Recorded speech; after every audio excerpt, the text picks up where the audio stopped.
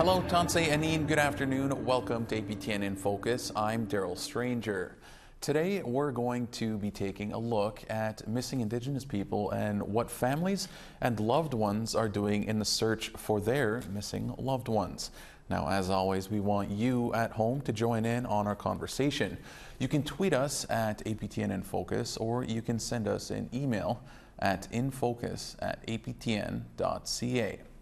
Now, before I introduce you to our guests today, let's take a look at some of the latest on the search of a Winnipeg landfill for Indigenous women. A feasibility study on searching the Winnipeg landfills, for missing Indigenous women has found it is possible to do so. Now, Indigenous leaders and family members say there's no time to waste in getting that work started. Here's APTN's Leanne Sanders with more. We shall not have to march through the streets every 5th of May calling attention to the high rates of missing and murdered Indigenous women and girls. Assembly of Manitoba Chiefs Grand Chief Kathy Merrick says it doesn't matter how long it takes or how much it costs. A search will be done. The AMC and families of 2 Indigenous victims of an alleged serial killer responded to a feasibility study on a landfill search for their bodies, which says it could take up to 3 years and cost $184 million to complete. If a search is not carried out, it will demonstrate to all First Nations across Canada that this government condones the despairing act of disposing of First Nation women in landfills. Cambria Harris is the daughter of one of the women believed to have been disposed of in Prairie Green landfill last year. She says money should not be a consideration. This feasibility study is 55 pages long, and as it should be, but no amount of words on paper can give you enough reasons as to why you should search for our woman, because it should have been done on the first page. The study came after Winnipeg Police Chief Danny Smythe said in December that a search of the landfills for the victims could not be done. The circumstances, combined with the safety hazard, form the basis of a difficult decision not to go forward with a search at Prairie Green. Kira Wilson, the chief of Long Plain First Nation, where Morgan Harris was from, repeated the message that Indigenous leaders will get this work done. We are going to do that work with or without you. And if you're going to support us, we appreciate that. We're grateful for that. And if you're not, then get out of the way. According to the Harris family, Crown Indigenous Relations Minister Mark Miller asked them what their stance is after digesting the report, which details the hazards of doing a search. Harris's cousin had harsh words for the minister. To really ask us if we still wanted to go forward. I just can't even imagine. To think that we were going to say, oh no, it's okay. We're going to leave Morgan there. Absolutely not. It's disgusting. The study was released just ahead of Mother's Day. Jordan Myron, the sister of Mercedes Myron, who is another one of the women thought to be in the landfill. Breaks my heart that I don't have a grave to take my niece and nephew to this Mother's Day. It's really hard to tell them that I have nowhere to take them. Well, our first guests joining us today are Long Plain First Nation Chief Kira Wilson, as well as Cambria Harris. Cambria, Chief Wilson, thank you so much again for coming in and speaking with us today. It certainly means a lot to us. But I guess I'll start with you, Cambria. And just the feasibility study was released not too long ago. What are your overall thoughts on that study and the report? Well, it was December 1st that I had found out that my mother was a victim of a homicide, so that's 5 months, and that's a lot of work and a lot of meetings that had to take place in order for this to even happen, and I now understand why we couldn't have just gone in and to search ourselves in the beginning, because there are all the technicalities and dangers that are associated with it, and while I acknowledge that, there are also dangers to when you don't search. And so this feasibility study that's 55 pages long is really only the beginning to even starting to retrieve our women. And so there's a lot of things that need to be put in place in order to even bring them home and give them a proper ceremony instead of letting them sit in the bottom of a landfill, essentially. Mm-hmm. And Chief Wilson, I'll basically ask you the same question, and that, you know, we have this study now and sort of what it's going to take, if you will, to do this search. So what are your thoughts on everything? Well, we already knew that searching the landfill was feasible. You know, this was just a formality to, I guess, get that document to you know, all levels of government, just stating what is needed to actually do the search.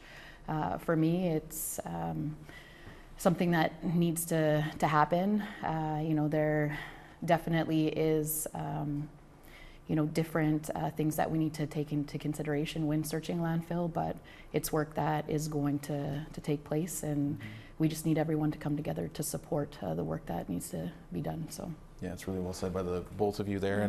And Chief Wilson, what does it say when, you know, the police had said originally, no, we're not going to search the landfill, and then afterwards the you know, Cambria and advocates and communities saying, well, no, like this needs to be done, and then a feasibility study happens, and then so now it's like, okay, this can happen. So what does that mean when originally told, you know, no, and then people keep pushing and eventually it looks like something could happen? What does that mean? Well, to me, it just means that, you know, we need to acknowledge, you know, what's happening to Indigenous women. You know, it's a very serious issue. You know, when we talk about MMIWG2S across the country, especially when we talk about community members that are needing to leave First Nations communities. And so when somebody says, no, we're not going to look for your loved ones, no, we're not going to support you, we aren't going to take that as an answer. No is not an answer, and we will keep pushing. And to me, if you're not going to be a part of the solution, then you're just a part of the problem. And if you're going to be a problem, then you just need to move out of the way so we can actually get this work done. Mm-hmm. And Cambria, when it comes to the study and the search, is anybody sort of giving you next steps of maybe what happens here in the next little bit when it relates to that? Well, the next steps first would be, like Chief Kara Wilson said, would be acknowledging what's happening and acknowledging that, you know, there are 2 women that are lying in the bottom of a landfill and have been for the last year, and if you don't search, their remains are going to be there for time immemorial and forever. Mm-hmm. And we have been told that. So it is feasible, and there is a good chance that we could recover them, and then there's a chance that we might not too. And while I acknowledge that, you should still at least try. And then for next steps in the future, I hope that they take a more culturally sensitive approach to how they speak to families about when this happens to MMIWG2S victims, and put in those supports for them so that we don't have to essentially protest and beg the government to hear our voices and to bring our mothers home. Yeah. And for somebody who might say it's you know, too much money or it's too risky, what do you say to those people that, you know, that really aren't in the same situation as, you know, as you guys are? Well, you can't put a price on human life, and had various police forces, you know, reached out to levels of governments way sooner and asked for help because they deemed it unfeasible to see how they could make it feasible, then we wouldn't be sitting here and chatting today. And so it's very heartbreaking to have to come up here and talk about these kinds of things, right? And so I just hope that in the near future, we won't have to be sitting down with another family 4 to 5 years from now and telling them that we won't search for their missing loved ones. Mm-hmm. And Chief Wilson, just, you know, sort of piggybacking off of what Cambria just said, how do we ensure, I mean, I've asked this before to you as well, but how do we ensure that this kind of stuff doesn't keep happening, and that we start to have more solutions as opposed to reacting to certain situations? Well, I think unfortunately, you know, sometimes tragedies will happen, and that's when people start actually listening to, you know, what the issues are. And right now, you know, we are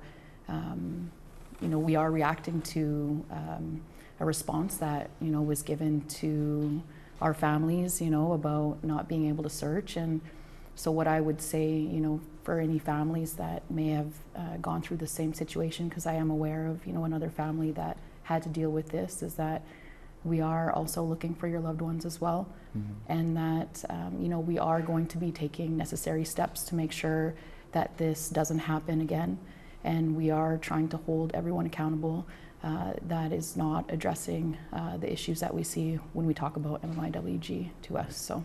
Yeah, and Cambria, do you have anything, for a message for others that are still searching for their loved ones at all? I guess the message would be that you don't have to take no for an answer when people tell you that they will not search for your missing loved ones, because they can't depict when it's the end of your loved one's time, right? And so we need to honor and respect our missing loved ones. And I hope that those who have been watching my story and following what I've been doing the last few months since December, I hope it inspires them to come out with their own story and continue seeking justice for their missing loved ones. And I think that in the future we should be helping MMIWG2S families more in terms of searching for them, because a lot of the times it comes out of the family's own pockets, and it comes from the community members who come together to actually look for these women. And now we're seeing the dangers that could be associated with searching these women. So we need help from outside of just our community, and we need experts who know what we're dealing with and know what we're searching for, because this keeps happening, and once we acknowledge it, we might be able to come together and try to put an end to it. Yeah, and you brought up a good point, and I wanted to, I guess, bring this question or pose this question to either of you, and that's, communities and people can only go so far when they have limited resources, right? So what sort of role does governments play? Obviously, it has to be a pretty impactful role, because, again, communities and individuals can only go so far. So what role do governments play in situations like this? Okay, I have one. Actually, I have my my Calls to Justice book right here. And so there's one right here. One of the 231 calls to justice: specialized Indigenous policing units are to lead the service's efforts in community liaison work, community relationship building, and community crime prevention programs within and for Indigenous communities. So that's a huge one. Like, specialized Indigenous policing units within non-Indigenous police service are to be funded adequately by governments, because that funding isn't there. And so our communities, they need that help, and we see the mistrust within the communities and police and with each other as well. So we need to address that, and we need to find a way to come together and combat that, but also help ourselves at the same time. And I'll pose sort of the same question to you, Chief Wilson, and that's, where does the government sort of play a role in all of this, and could they be proactive in some of their approaches rather than, again, reactive to sort of what's going on? Yeah, I think the biggest issue right now is we have, a lot of, Indigenous people, especially, vulnerable people, anyone struggling with addictions or mental health, and, they're roaming the streets, and that's where, they are dealing with a lot of risks when you're living on the streets. And so all levels of government need to be supporting not only First Nations communities when it comes to our community members, but you also need to be supporting people that are living outside of our communities as well. And so with that being said, we have too many people living on the street. Like, our women need to be protected, and that's not happening right now. So we need to come together to figure out how we're going to protect, our women that are walking the street and don't have anywhere to turn to. And there was recently a bill in I believe it was from the federal government about a national alert for MMIWG. Excuse me. How important is that going to factor in once that sort of comes into play? Is that going to be a sort of a game changer, if you will? Do you guys think? I personally think it will, because we have so many members in Winnipeg who look out for our community members, and they see these Johns picking up our vulnerable women and teens and girls, and they call it in, but there's only so many community resources to be able to reach out to those calls before they are even able to get close to catching the guy. And so with a red dress alert, we would be able to call those in immediately and put that license plate out and put that vehicle description out and hopefully save them, because there was a kidnapping in the pod just not too long ago. And so it happens, and it happens everywhere. And we need to be more alert, and it needs to be happening as soon as possible when we have all the necessary information to be able to push it out. Mm-hmm. And Chief Wilson, what are your thoughts on the red dress alert and sort of the impact that might have on all of this? Well, I believe that, you know, it's next steps to affecting change in, you know, this area when we're talking about MMIWG2S, and, you know, it will have an impact on looking for our loved ones that do go missing. You know, far too often we see it on social media. People are missing, and, you know, we have community supports, as Cambria had mentioned, that are out there day in, day out, searching for our loved ones, and they do find them, and they find them in some really unfortunate places, you know, and you know, it's unfortunate that we have to knock on doors where, you know, these women might be, and so this is another step towards protecting our women, protecting our community members. So I do believe it is a step in the right direction. And I'll sort of end our discussion today with just, again, I'll open it up to either of you, and that's when we're talking about everything that we're talking about right now, and maybe there's, you know, a non-Indigenous person or just somebody in general just watching this, is there sort of, what can somebody do to maybe assist or be aware of situations like this? Like, I'm just trying to think of, you know, somebody just trying to be proactive or learn more about sort of the situation. What can somebody do? Become an ally. Come and speak to us, and come and chat with us, and see what we go through as a community, so that you can see what we go through, but we can also see what your community has gone through as well. And so we need to come together, and we need to start having those uncomfortable dinner conversations, essentially, because that's where it needs to be happening. It needs to be taking place every day as much as possible as we can, so that this gets through people's heads, and instead of in one ear and out the other and falling on a deaf ear, that this is happening, and it has been happening for decades, and we need to finally acknowledge it, and we need to find a way to put an end to it, because if we don't end it, then when do we? And I believe that time needs to be now, before this turns into an even bigger crisis, and it's horrible. Yeah, well, it's really well said, Cambria, and the Cambria Chief Wilson. Thank you both so much for coming on and you know, again, talking about this. Again, we do appreciate it, and it's really well spoken from the two of you and everybody who's involved in stuff like this. It's encouraging to see who we have leading the charge. So I want to say thank you, Miigwech, to the both of you for coming in and joining us today. Thank you. All right, we need to step aside for a short break. When we come back, we'll talk with Christopher Reed for more on his latest APTN Investigates episode. Join our conversation now. Like us on Facebook on our APTN News page. Follow or tweet us at APTN InFocus, and send your thoughts to infocus@aptn.ca.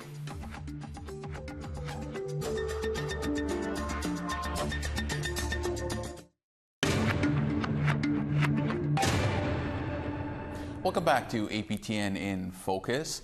Christopher Reed has a very interesting story on a mother trying to get in touch with who she believes may be her son, who she was told died at birth. Here's a look at his story before he joins us. It was here at Battleford's Union Hospital in November of 1982 that Melvina Bear came. She was 16 years old. She had abdominal pain. She didn't know she was pregnant. She gave birth to a baby son. Shortly after giving birth, she was told by hospital staff her baby had died. But years later, there are indications her son may have lived and may still be alive. My name is Melvina Bear. I'm originally from Witchkin Lake, Cree Nation. Have 7 kids, 7 grandchildren. In search of one, though. It would be 8 in search of one. Bear remembers the day that first baby came. Like push, and whatnot. He's almost here, and he was born. And then the doctor right away, he said, if your baby survives the night, we're going to send him to Saskatoon. And like they basically, after he was born, they basically just like took him right away. And then I was like, okay, and stuff. And then the doctor had told the nurse that to get some meds to help me sleep. I've had 7 other kids, and I've never been given meds to help me sleep. So then I don't even know the time period from when, after the meds, they came in the middle of the night and they told me that he had died. Okay. And they gave me a baby to hold. Okay, right? well, they did. So I don't even know, because like the meds to help me sleep, he could have been sleeping for all I know. And right after they said, okay, we're going to take him, sign these papers. This could have been done at discharge, not in the middle of the night after they said, your baby, here's your baby, he died, sign these papers in the middle of the night, right?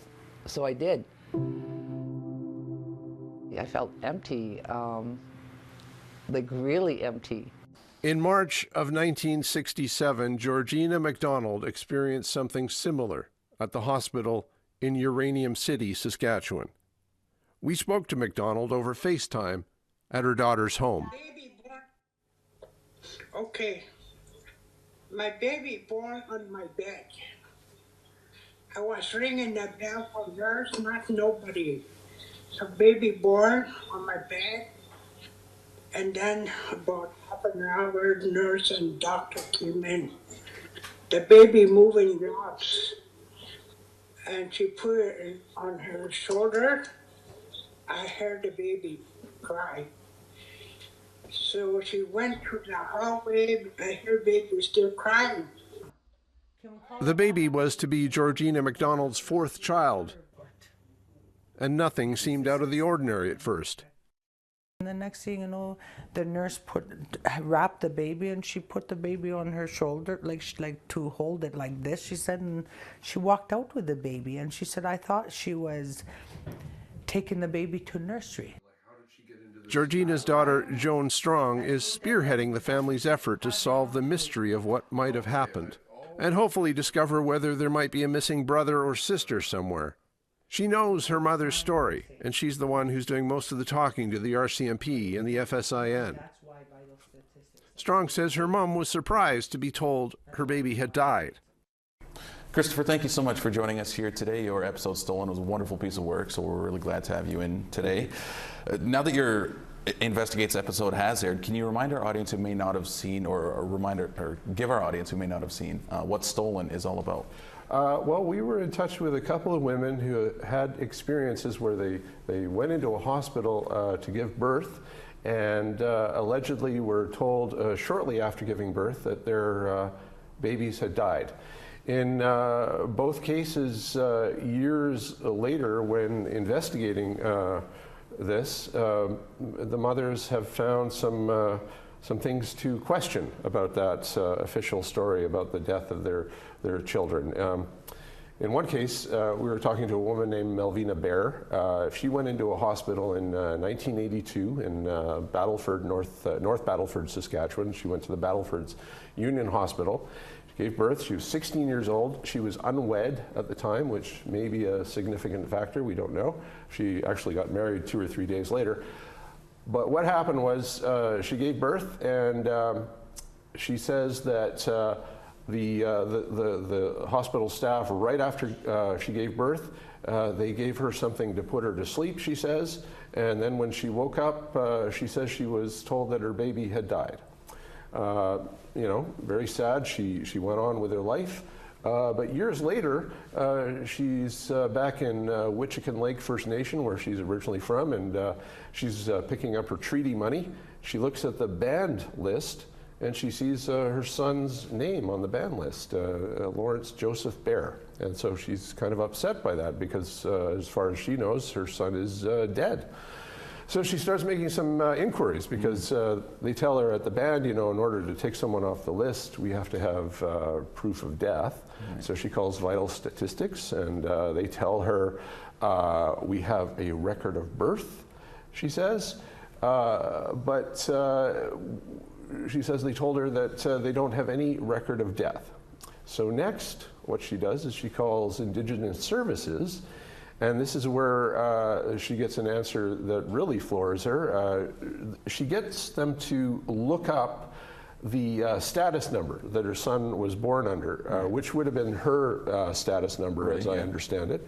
And they look it up, and they see that there's some activity on a file they have there at Indigenous Services, and it looks like someone using that status number and the same date of birth applied for a status card in the year 2000 when when her son would have been turning 18 years old.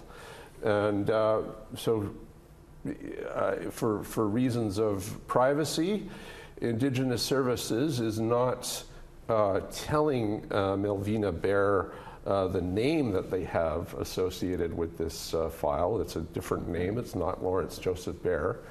Okay. She's asked for that, and they won't give it to her.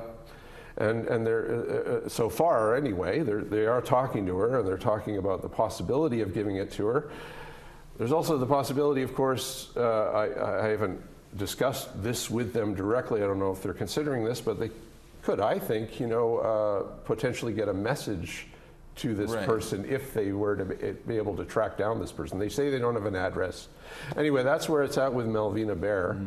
We have another woman whose mother up in Uranium City had a similar kind of experience as well. We don't have the same kind of proof that the child may be alive in that case, but in that case, there is, in the Uranium City case, there is no record of birth and no record of death. But we do have a hospital record showing her in the hospital getting OBS, obstetrics service. It looks like she gave birth according to the hospital record. That's such an interesting couple of stories there, and so going back to the beginning, like how did this come to your attention? Where did you sort of pick up on this? Well, we got a call or an email, I'm not sure, from Melvina Bear. It was my boss, and then I got in touch with her. So I started talking to her, and she lives in Saskatoon mostly now. And so we got in touch with her and found out about her story. And she told me that she had been in touch with the Federation of Sovereign Indigenous Nations in Saskatchewan, and they had been helping her. So I contacted them, and they said, oh, well, we've got this other woman too, Georgina McDonald, whose daughter is Joan Strong, and they're originally from up in the Uranium City, Stony Creek kind of area in Saskatchewan. Right. So we're looking at both of those cases. We're talking to the FSIN. FSIN, by the way, passed it on to the RCMP. And so they've been investigating too. So I know you've answered this question, so this might be sort of a short answer, but is she able to make contact with him? You said she's trying and sort of to make contact with whoever this person might be? Yeah, well, you're talking about Melvina Bear. Yeah, sorry, Melvina, no worries. And so Melvina Bear, yeah, she is in touch with Indigenous Services, and they are telling us that they are trying to help her. They're expressing to us that, they're running into the problem of privacy law right now, and they're trying to figure out a way to help her. So we are. I've been in contact with the Mark Miller's office. He's the CERNAC minister, the Canadian, the Crown Indigenous Relations Department. And they're sort of at a ministerial level, they apparently got in touch with Indigenous Services, and so we're trying to put a little bit of pressure on at a ministerial level, but so far they haven't given us the name. We would like them to give us the name or help us get in touch with this person, whoever he is, and see what the story is. Yeah, absolutely. Yeah. And during your time investigating the story, have you come across maybe others that are similar? Like, I imagine there has to be other stories like this, right? Like, have you come across that? Well, we're hearing from people now and then that we talk to that they know someone who has a similar story, and I did put out a call at the end of my episode saying, if you have a story like this, please come forward. Right. So we're waiting. We're waiting for more stories like this to come forward. We're looking for more stories. We're also looking for people who may have worked in hospitals or know people who worked in hospitals, or who know something about if this was a kind of unofficial protocol that happened now and then, where they told mothers that their babies were died so that they could, I'm assuming, this is speculation, adopt them out. If there are people out there who know that something like this was going on, I'd be very interested in hearing from them. Mm-hmm. No, absolutely. And is there something that can be done for people who maybe think they're in a situation like this? Like what sort of path would they go about doing? Well, it's not a kind of a direct path kind of thing. I would encourage people actually to come to me, because I will talk to them, and I will do whatever I can and investigate in any way I can on this. If they don't want to talk to me, they could potentially talk to the FSIN in Saskatchewan, or they could talk to the RCMP. Right, perfect. And so Indigenous people have been going missing in various scenarios for, I mean, it's for a very long time. Why is it important that we, tell these stories and that we get these stories out there so that people are aware of this?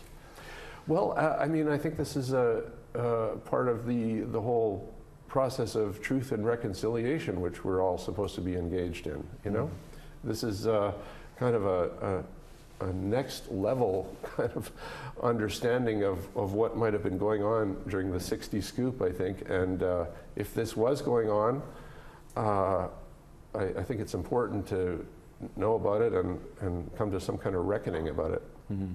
Well, Christopher, everything is very well said, and again, your documentary Stolen is wonderful, and hopefully we can see a little bit more maybe in the future about this, and hopefully Melvina can get some answers for herself. But thank you so much for coming in. This was a really wonderful discussion. Thanks so much.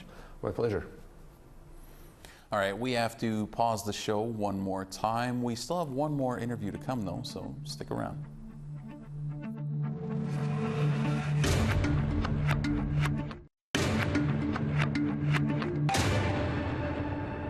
Welcome back to APTN in Focus. An unidentified Cree woman found murdered in California over 40 years ago returned home to her family for burial last year. APTN's Chris Stewart talked to her niece, Violet, who never stopped searching for her aunt. In 1980, Shirley Sousa's body was found in an almond orchard in California. She had been sexually assaulted and stabbed to death. With no identification, she was considered a Jane Doe, and she was buried. Shirley was a traveler, and from the Samson Cree Nation in Alberta. She traveled to BC and lived there. She mentioned visiting a friend in Seattle. The last time the family heard from her was in 1979. Violet Sousay traveled to BC for decades, looking in morgues and hostels to find her lost aunt. She had no success. Then, in 2020, Violet contacted an American nonprofit called the DNA Doe Project, who tried to find missing Jane and John Doe's families. Since 2017, they have identified over 80 Jane and John Does. She saw a Facebook post from them saying that a Jane Doe from Kern County, California had been traced to the prairies by DNA. The DNA matched her Aunt Shirley. After 40 years, her aunt had been found. In 2012, Winston Charest was convicted of killing Shirley and another Jane Doe in California. Now Shirley's remains have been returned to her family in Samson Cree Nation, Alberta, for a wake and burial. Violet Sousay says she was finally able to fulfill her promise to her grandmother to find Shirley. It's no more not knowing. It's no more uncertainties. We are certain she's home now, and we are certain that we can visit her gravesite. Violet says finding her lost aunt after 40 years means anything can happen. We lose a lot of our young men, our young women, our girls, our boys, adult men and women. Don't give up. Don't give up, because there is hope. If I can do it after 40 years, with today's technology, there's different mechanisms that can be utilized to find our loved ones. That's a message, don't give up. Thanks for joining us here today on APTN in Focus. Now, we've previously covered the story of your aunt, Shirley.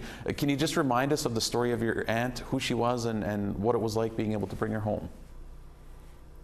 Well, my auntie grew up here on the reserve, and she went to residential school. She came from a farming and ranching company, mostly ranching, I would say, background with her mother, her father, and her grandparents, which are my great-grandparents. She left the reserve to go work because by the time that I was born, my grandfather had passed, and so they were struggling for a few years without my grandfather. So when Shirley left, she basically left to help her mom, and she worked for a catering company in Edmonton. And then a few years later, she moved to Vancouver, thinking there would be more opportunities for progress there. She was there for a number of years, but she always maintained contact and visiting, and I mean all the normal stuff, right? And then one day in 1979, she came home to my father's wake and funeral. And at that time, we had a discussion, her and I, about her. I asked her if she was going to come home. I was 17 at the time. And she mentioned that she probably wouldn't want to come home right away. A lot of memories, it was just too soon after losing her brother, who was my father's. She's my paternal aunt.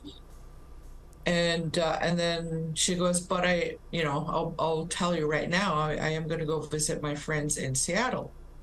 She used to visit Seattle quite often to visit her friend and her friends, and she'd go back to Vancouver.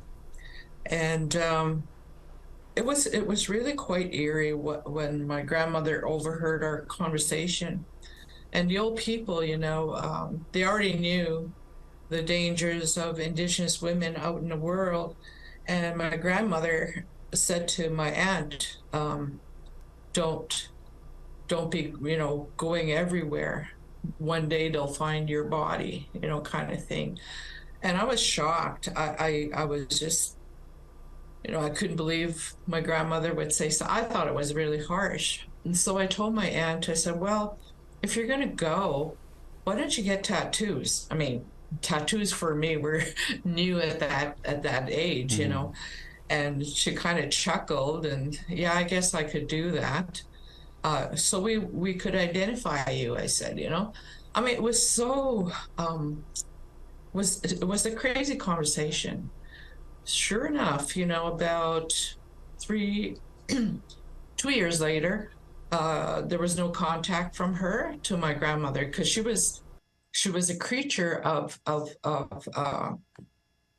just following a schedule all the time. So my grandmother didn't receive her Christmas card in 79. She didn't receive her birthday card in 80. And then she knew right away there was something wrong. There was no letters, no phone calls, nothing. So I think it was about a year later in 81, she told my auntie and I, go look for Cheryl. And my Auntie Belle and I, we start planning where we're going to go, what she remembered of the place where she used to live. My Auntie Shirley lived in Vancouver. So we started decades long searching. My Aunt Belle passed away in 2011, and it was just me. And in our culture, the matriarchs are to be honored, and if they ask you to do, and it was a promise we had made to her that we would look for her and we'd find her and bring her home. That was what she wanted. And so I continued alone from 2011 forward. But by this time, we knew after the first decade, we resigned to the fact that she was probably deceased. Right. And so we were, actually looking in cemeteries, whether when we were traveling into Vancouver or on the island in Victoria or in Seattle. I mean, those were the 3 target areas we used to look. And that whole process, just coming home and telling my grandmother, we haven't found her. And you could tell, every time how disappointed she was. And we would say next time. next time we'll find her, you know. And it was constant until, you know, she passed away. But because you made a promise to, you know, somebody in spirit, you have to continue in spirit. Right. And so we continued that journey. By 2019, I was starting to give up. You know, I spent most of my adult life looking and, you know, going by, you know, like I would say about 2012, I started looking into websites for Jane Does, for missing, for murdered, you know, unknown people or people that were just posting. And I could never find, you know, anything. And what I found is in the US, there was more information versus on Canadian soil, because they're not as advanced with some of the technology in Canada as they had in the States. So I used to go on the DNA projects, the missing people. I became a crime junkie. I would listen to programs, podcasts, watch TV, anything that would give me ideas as to how to look for her. Are there any other tools? 2019, like I said, I started giving up. But what I did do prior to that, I think it was December 2018, I uploaded my DNA. I thought, well, you know what? They found a Golden State Killer. Well, you know, maybe I can do this myself. And so I uploaded my DNA through Ancestry. And so that whole process, when I announced that I'm tired, I'm giving up, there's nothing more I can do, 4 days later after that announcement, I saw a Facebook post about a DNA Doe project victim buried in Kern County, California. When I saw that picture, I knew it was her. She had that Suze look, you know, even though it didn't portray the way she really was, but, you know, I knew it was her. So I contacted Kern County coroner and the sheriff's department, and that was kind of like, I think it was 2 or 3 different hands before I actually got to speak to the coroner. And we spent a lot of time, you know, talking, and then, you know, several phone calls later, finding that my information kind of matched with what the detectives had found, the cold case detectives had found at that time. And I think it was 2 weeks later, I finally was able to upload my DNA on GEDmatch, and they uploaded this woman named Gina Rather, who works for the DNA Doe project. She uploaded my auntie's DNA, and it was a match. That's how I found her. Well, Violet, going so many years not knowing, what was it like to finally be able to have that closure for you and your family? You know what? I realized I was carrying a lot of weight. I was carrying a lot of, when you're at a point where you can't fulfill a promise, it's very difficult. And at that time I used to think, well, if I cannot find her, my children are going to have to carry on until they find her, you know, kind of thing. Right. It would be different if she just said, you know, try and find her, try to do with it. But she said, promise me, you know, my grandmother said, promise me you will find her and you'll bring her home.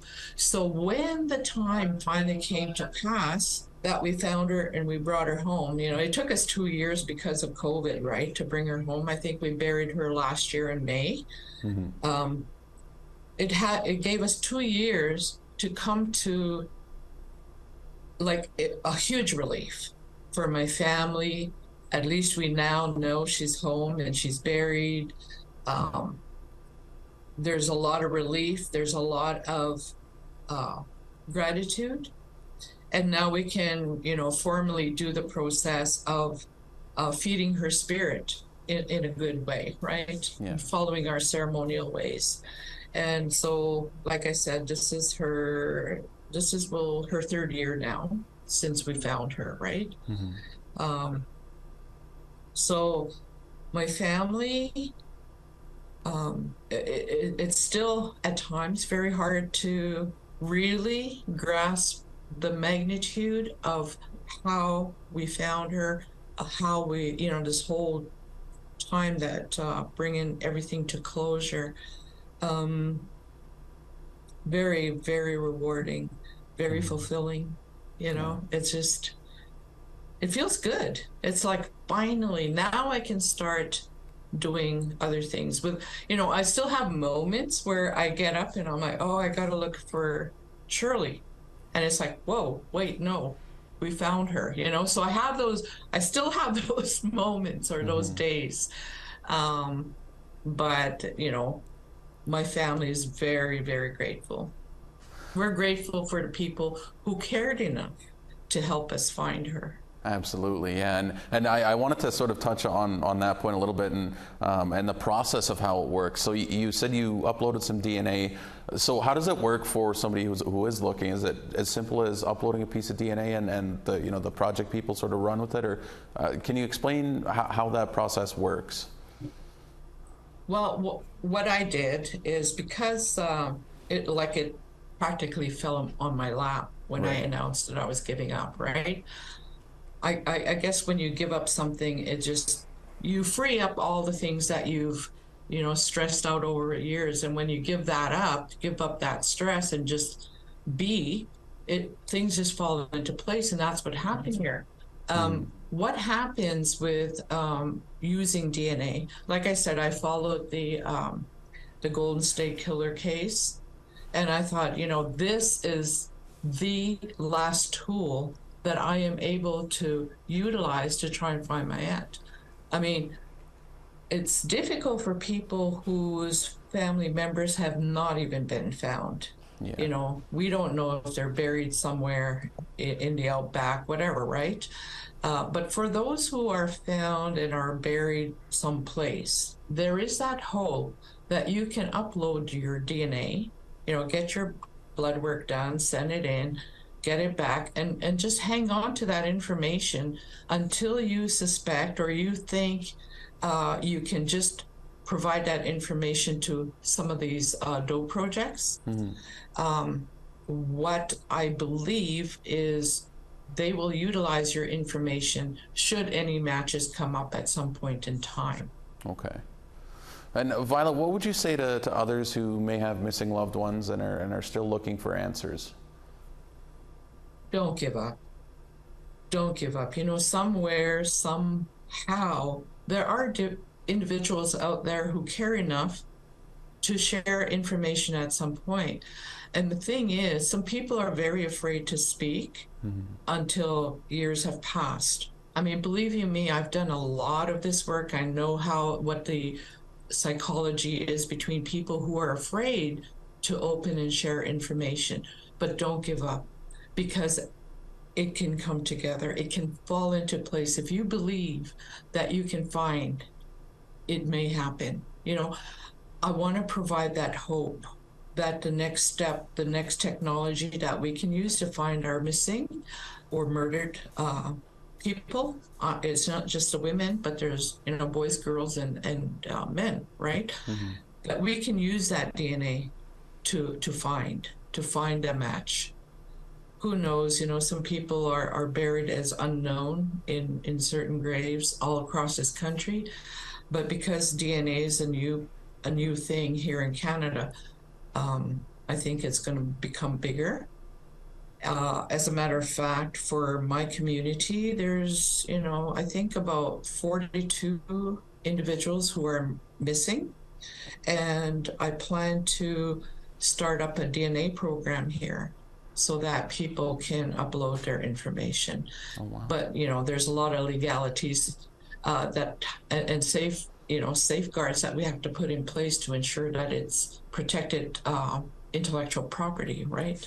Yeah. Well, that sounds like a very exciting venture, Violet, and that was certainly a great advice that you had just mentioned there. I want to say thank you, Miigwech, to you for coming on and sharing a bit of the story and your family story. And yeah, it's such a good way that the way it ended is such a good positive way. So thank you so much for coming on and sharing a bit of your story. We certainly appreciate it. Thank you for allowing me to share. And you know what? There's always hope. All right, that's going to do it for this episode of APTN in Focus. We only have one more episode left before the season is over, and that is next week, so you don't want to miss that one. Today's episode will be available as a podcast. You can listen and subscribe on aptnnews.ca/podcasts, or you can find us on your favorite player. And if you missed any of our past episodes and you want to catch up, you can find those and more on aptnnews.ca/infocus. Thank you again to all of our guests for joining us today, and to you at home as well for joining us. Have a great rest of your afternoon.